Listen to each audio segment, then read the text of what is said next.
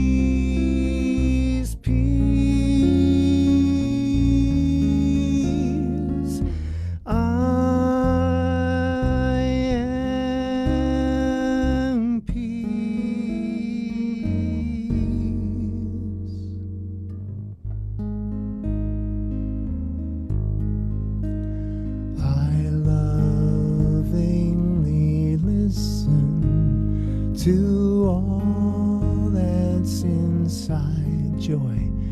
In silent submission I find joy. Joy, joy,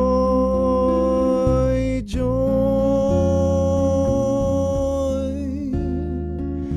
I am joy.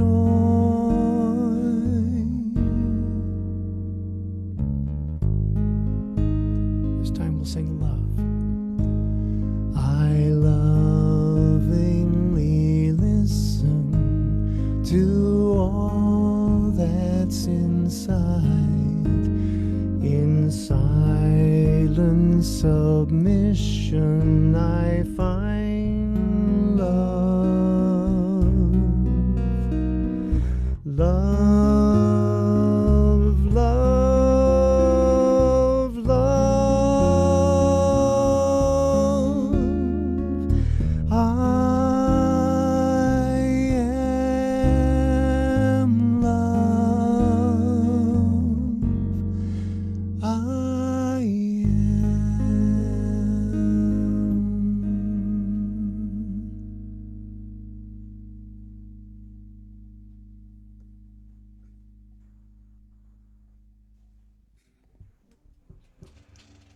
Namaste, everyone. Thank you, Nathan, so much. I am deeply moved by your message today. And I just want to point to the fact that we have this community to join together each week and how much that has meant to me in my growth. And I think that the most important thing is that without these weekly touch spaces and these messages that come our way, I would not be able to continue my path, I think, as effectively, certainly. And so we all have a role to play, I think, when we come together, because since we come together in unity like this, we are changing the world in how we think and what we're doing to make changes based on what we are learning. I just wanted to share that with you. It was such an inspirational talk, Nathan. I can't thank you enough for this. One thing that we can do, of course, is just support the center and give thanks for the weekly Zoom experience by providing financial support. It is also one of the most important spiritual practices I think that we have, and that is something that has brought tremendous gifts to me along the way, and I'm hoping that you can also share that with Unity of Bellevue. And with that, I will ask you to share with me reciting the affirmation, if you would, as soon as that comes up. Our offering affirmation: divine love through me blesses and multiplies all that I am, all that I have, all that I give, and all that I receive, and so it is. Thank you.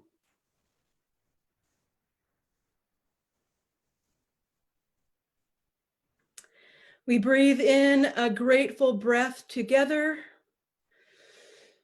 We give thanks for the abundant flow that sustains our lives and our community.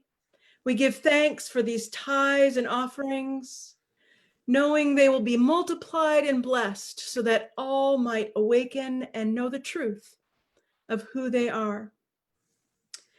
We know the universe provides just as the Camino provides, and so we open our hearts, we open our hands, so that we may give and receive blessings upon blessings for the benefit of all. We are so grateful, and so it is. Hi, everyone. My name is Monica McDowell Elvig. I'm your center administrator, and we are so grateful you are here this morning. We open our hearts to you. We welcome you virtually. If this is your first time visiting with us virtually, we would love to have you connect with us in any way you would like. You can give us a phone call, send us an email, or shout out on social media. If you would like to know what we are offering during this pandemic, we have a lot of online offerings, and the best way to stay up on all of those is to go to our website and sign up for our weekly e-newsletter. On the bottom of every page on our website, and our website is unityofbellevue.org. On the bottom of every page is a sign-up form for that weekly e-newsletter, and that comes out every Thursday morning. So that's the best way to stay up on everything that's happening here at Unity of Bellevue online. And I'm going to tell you about some of those things right now. The first thing is that every Wednesday at 1 p.m. we have a Wednesday Community Connect. That is our opportunity to connect with each other informally, to help each other stay focused on spiritual principles and our spiritual practices while we are walking this pandemic path, kind of like the Camino way, but the pandemic way. It helps us stay focused and see that we are being provided with spiritual support even midweek. So if you would like to join us for that, we'd love to have you. The Zoom link is on our website, unityofbellevue.org/launch. It's also, you can click the button at the top of every page that says Sunday and all online gatherings to find that link. We have our group Unity LGBTQ+ this Tuesday evening online, 6:30 p.m. Again, you can find that link on our website /launch. That is a group for LGBTQ persons and those who are questioning. It is safe space and spiritual support, and we'd love for you to join us for that online gathering. We are also offering on Thursdays through September food trucks. This is something that we are doing in collaboration with a local organization for those who are in food crisis right now. And we're using some of our Super Bowl dollars to help fund this and help people have some free vouchers, but it's open to everybody. Everybody can come and buy one of the meals at the food trucks. We had one this last Thursday evening from 4 to 7 p.m. and it was a great success. We gave out 88 vouchers and more people came and bought food. We're going to have another truck this Thursday, 4 to 7 p.m. And it is, I have it written down somewhere, it is Mexican food. So Mexican, Cuban, and Latin food is what it says on its advertisement. So if you would like to come in and join with us on that, we invite you to that. Divine Dining, we are still gathering those recipes. You can go to our website and submit that, or you can email me a picture, a snapshot of your recipe that's going to go in our cookbook for this fall. It's under the form you can find under events and Divine Dining. We're also doing a Taster's Choice Bake-Off with the recipes that came in at the beginning, and you can also find that under events on our website. So go and download some of those recipes and try them out. We'll have a contest later where you get to vote on your favorites, but for now you can start trying out those recipes. We are continuing to collect goods for our youth and family fundraiser that is going to be exchanged in November with Value Village. However, there's a limit right now. We're only collecting soft goods like clothing and linen. So just take that into consideration. If you want to drop them off at our facility, just get in contact with me and we'll make arrangements for you to drop that off. World Day of Prayer is coming up September 9th and 10th. That is all online. You can go to worlddayofprayer.org for more information. Finally, our prayer chaplains are here to pray with you and for you. Today, Lori and Jennifer are going to be on the virtual prayer circle following the celebration service. If you would like to stay for prayer, just stay on the service. That will start a few minutes after the service ends. If you cannot join us for the prayer circle, then you are welcome to send prayer requests at any time to the prayer chaplains via email. And their email is prayerchaplains@unityofbellevue.org. You can also fill out the prayer request form on our website under prayer. And if you would like one of the prayer chaplains to call you, either to pray with you or just to talk with you, just put that in your message and they would be happy to do so. We are so grateful for all of you. And now it is Dorothy's turn. Thank you, Monica. As I close this service, I am so grateful for the time we had together with all of us in community. I would like to thank Nathen Aswell for giving us such a powerful message of traveling the journey of faith, love, and peace, and trust, and leaning into that. So important for this time. So thank you. I would also like to thank our prayer chaplains, Jennifer and Lori, our meditation facilitator, Jan Kalin, thank you. Our board host, Clayton Brainerd, thank you, Clayton. Sabrina, our youth and family director and also producer of Zoom Online. Becca, our music minister, thank you so much. And of course, Monica, who, as we know, holds a lot of this together. We are so grateful for her. Our beloved Reverend Marlo will join us at the beginning of September, and I look forward to seeing you at another service soon. Please join me now as we close our service with the prayer for protection. The light of God surrounds us. The love of God enfolds us. The power of God protects us. The presence of God watches over us. Wherever we are, God is, and all is well. Have a great week, everybody.